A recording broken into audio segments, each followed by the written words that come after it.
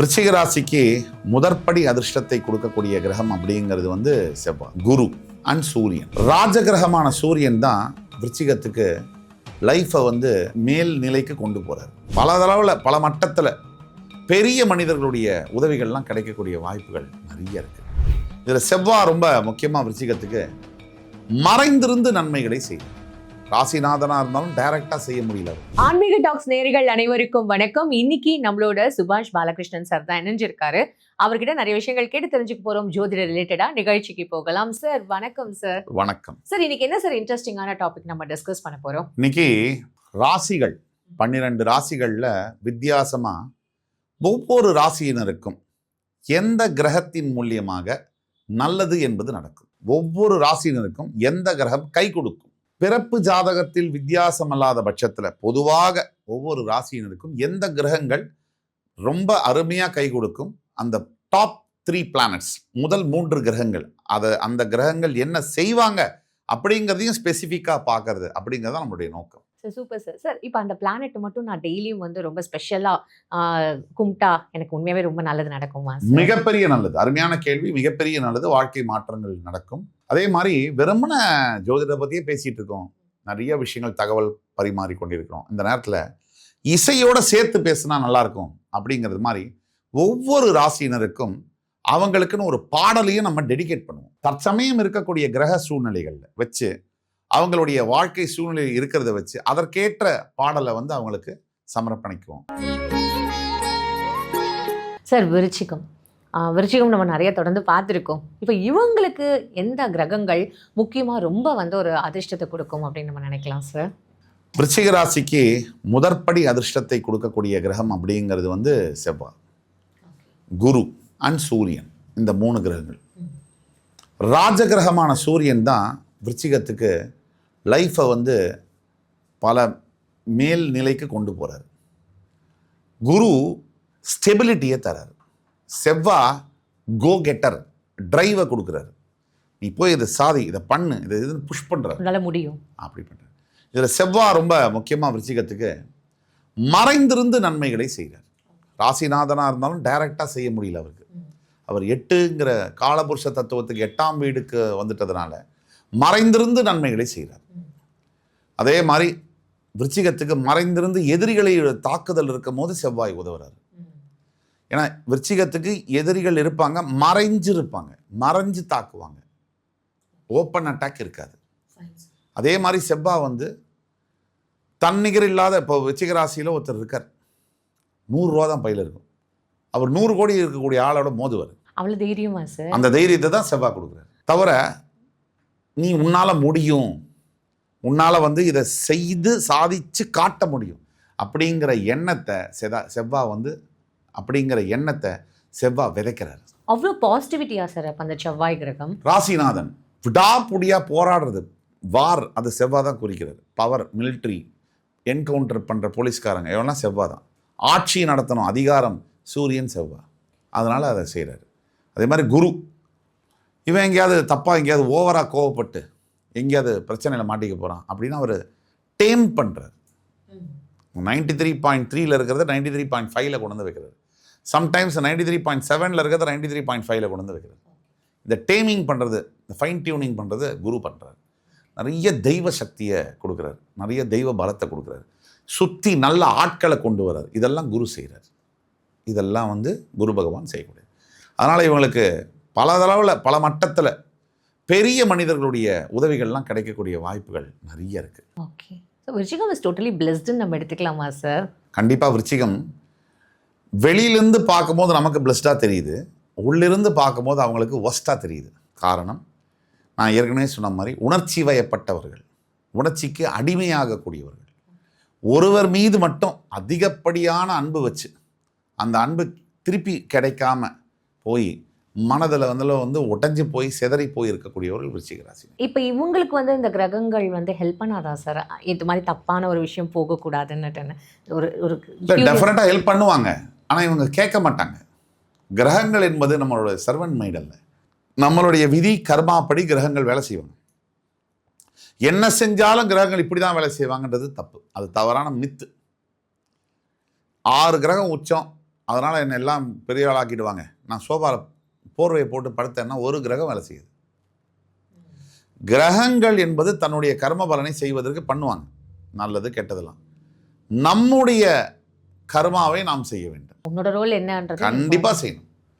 கிரகங்கள் எல்லாம் நல்லா இருக்கு, காலிலேருந்து நைட் வரைக்கும் சாப்பிடாம இருக்கேன், பிரச்சனையாயிடும். அடிபட்டுச்சு, கிரகங்கள்லாம் நல்லா இருக்கு, மருந்தே போட வேண்டாம், ரொம்ப பிரச்சனையாயிடும். அதனால் கல்யாணம் ஆனால் கூட தினம் வாழணும். அப்படி தான் கிரகங்கள் நல்லா இருந்தாலும் தினம் உழைக்கணும். சார் உண்மையாகவே ரொம்ப அழகாக புரிய வச்சிட்டிங்க சார் என்னோட கேள்விக்கு. இப்போ இவங்களுக்கு என்ன சார் சிச்சுவேஷன் சாங் இருக்கும்? விருச்சிகத்தை பொறுத்த வரைக்கும் கண்டிப்பாக எல்லா புகழும் இறைவன் ஒருவனுக்கே, நீ நதி போலே ஓடிக்கொண்டீரு, இந்த பாட்டு தான் இவங்களுக்கு சரியான பாடலாக இருக்க முடியும். இப்போ நேரமும் சூப்பராக இருக்குது, குரு பார்வை கிடச்சிருக்கு, அடித்து தூள் கலப்புங்க. அப்போ எதிர்காலத்தில் இவங்களுக்கு ஏதாவது பாட்டு? எதிர்காலத்தில் உள்ள விருச்சிகத்துக்கு பாட்டு வந்து கண்டிப்பாக எல்லா விஷயமும் நல்லா நடக்கிற மாதிரி இருக்கிறதுனால நம்ம ஆண்டவனுடைய இதே சொல்லிடலாம். குறை ஒன்றும் இல்லை மறைமூர்த்தி கண்ணா, இந்த பாட்டையே உங்களுக்கு சொல்லிடலாம். அதனால் அதை கண்ணன் பற்றி நிறைய பாடல்கள் வந்திருக்கு, நம்மளோட இதில் பார்த்துருக்கோம். ஏன்னா இவங்க மனசில் நினச்சிக்கிறது உள்ளத்தில் நல்ல உள்ளம் உறங்காது என்பதுன்னு அவங்க நினச்சிக்குவாங்க. ஆனால் அந்த காலங்கள் முடிஞ்சு இப்போ நல்ல காலம் பிறக்குது. அதனால் இவங்களுக்கு வந்து எதிர்காலம் வந்து அவ்வளோ சூப்பராக இருக்கிறதுனால விருச்சிகத்துக்கு குரு பார்வையோட கண்டிப்பாக கடவுள் உங்கள் பக்கம். சார் 3 கிரகங்கள் மட்டும் தானே சார் நம்ம பேசணும், அப்போ மற்ற கிரகங்களோட ரோல்லாம் என்ன சார்? அதாவது நம்மளோட கேள்வி என்னென்ன தலைப்பில் டாப் 3 பிளானட்ஸ், ஒரு ராசிக்கும் நல்லது செய்யக்கூடிய கிரகங்கள் 3. மற்ற கிரகங்கள்லாம் கெட்டது செய்யுமானா ஏதாவது ஒரு சந்தர்ப்பத்தில் ஏதாவது ஒரு கிரகம் அந்த பேலன்ஸ், இயற்கைக்கு நல்லதும் கெட்டதும் சேர்ந்தே தான் இருக்கும், அதை கொடுத்து தான் ஆகணும். அது வந்து கெட்டது செய்கிறதா அர்த்தம் இல்லை. ஒரு எடுத்துக்காட்டுக்கு ராகு கேது பற்றி நம்ம பேசல, நிழல் கிரகங்கள், சாயா கிரகங்கள், அது எந்தெந்த ராசிக்கும் கூட நல்லதும் கெட்டதும் மாறி மாறி செய்வாங்க.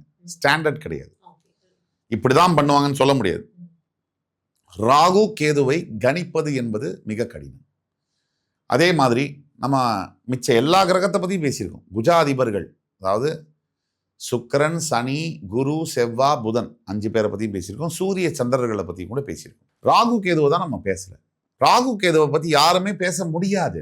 ஷேடோ பிளானட்ஸ், எந்த இடத்துல ஒவ்வொரு ஜாதகத்தில் இருந்து என்ன செய்வாங்க. இப்போ நம்ம 7 கிரகங்களை பற்றி பேசணும்.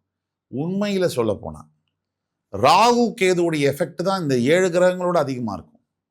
ஏன்னா இந்த 2 கிரகங்கள் பவர்ஃபுல்லான கிரகங்கள், பெரிய யோகங்களை தரக்கூடிய கிரகங்கள். உங்களுடைய கர்மா கொஞ்சம் நல்லா இருக்கு, நீங்க ஒழுக்கமா இருக்கீங்கன்னு சொன்னா உங்களுக்கு மிகப்பெரிய யோகங்களை தரக்கூடிய ராகு கேது கிரகம்.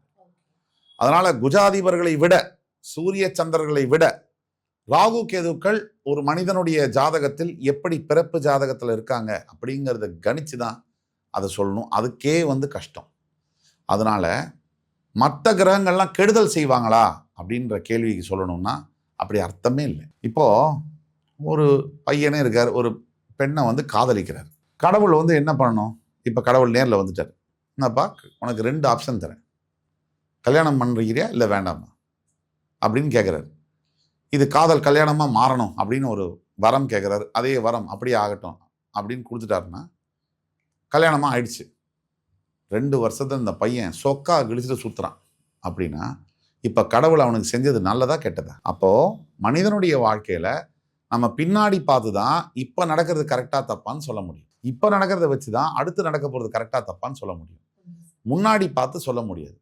Always looking backward we can connect the dots அப்படின்னு சொல்கிறோம். அந்த வகையில் இன்னைக்கு நமக்கு நல்லதுன்னு நம்ம நினைக்கிறோம் இல்லையா, அதுதான் நமக்கு மிகப்பெரிய கெடுதலாக இருக்கலாம் நாளைக்கு. இன்னைக்கு நம்ம எதை கெட்டதுன்னு நினைக்கிறோமோ நம்புகிறோமோ அது நாளைக்கு மிகப்பெரிய நல்லதாக இருக்கலாம். அதனால் அந்த புத்தி நமக்கு, ஞானம் நமக்கு கிடையாது. கடவுளுக்கு தான் தெரியும் நமக்கு உண்மையிலேயே எது நல்லது, உண்மையிலேயே எது கெட்டது. இதை வச்சு தான் குழப்பிக்கிறோம். இந்த கிரகம் கெட்டது செய்யுமா நல்லது செய்யுமான்னு குழப்பிக்கிறோம். மக்களிடையே ஜோதிடத்தை பற்றின புரிதல், பல நபர்கள் வந்து ஜோதிடம் இல்லை, பொய், கடவுள் இல்லை, மறுப்பாளர்கள் இருக்காங்க. யாரையும் நம்ம தனிப்பட்ட அவங்க நம்பிக்கையில் தலையிடுறதுக்கு நமக்கு உரிமை கிடையாது. நமக்குன்னு சில கேள்விகள் இருக்குல்ல, நியாயமான கேள்விகளை கேட்டு தானே ஆகணும். இப்போ இத்தனை ராசிகளை பற்றி பேசணும், கிரகங்களை பற்றி பேசணும். ஜோதிடம் பொய் அப்படின்னா 7 நாட்கள் வாரத்தில் கிரகங்களோட பேர் தான் வச்சுருக்கோம். 12 மாதங்கள் 12 ராசிகள்லேருந்து வந்தது. தமிழ்னு சொல்கிறோம். தமிழ் கேலண்டரில் 27 நாட்கள் தான் இருக்குது. 27 நட்சத்திரங்கள்லேருந்து வந்தது. இப்போ நமக்கு ஜோதிடத்து மேலே நம்பிக்கை இல்லைன்னா இன்னைக்கு செவ்வாய்க்கிழமைன்னு இப்படி சொல்லிட்டு ஜோதிடத்தை நம்பலைன்னா ரெண்டும் வேற வேறையாச்சு. Double standard.